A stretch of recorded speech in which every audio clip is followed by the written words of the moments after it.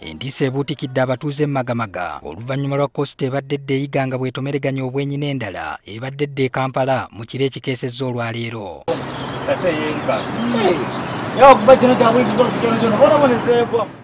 Abantu abasukka mu 3 bafunye ebisago eby'amaanyi ne baddusibwa mu ddwaliro e Iganga n'abalala mu Jinja n'e Mulago nga biwala ttaka.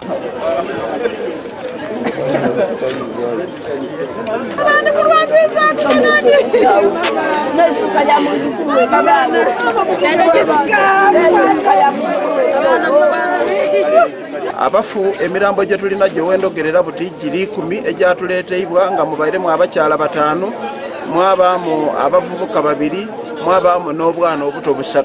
Abamu ku bafudde kutegeerekeseeko Jessica Nabirye, Sulaina Namugabo, Sala Nakirijja, Christine Asiyo, Muzafaru Ikoba ne Godfrey Gawalana.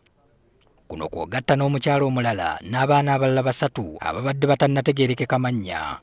Ayenga accident yasinze kuba ku summit egyona yasigere nga zinyansike genda okuvumirira ekikolo ky'abadriver abajanga bavuga ku nguudo lisindima oba oliawo n'obutagoberera amateeka.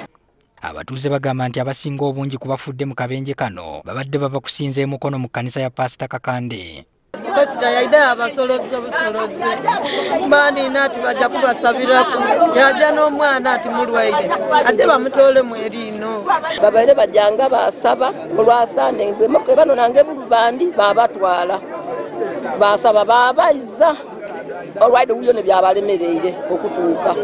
Olwaleero ab'enganda n'emikwano bakedde kweyiwa kuggwanika mu ddwaliro e Iganga awatwaliddwa emirambo.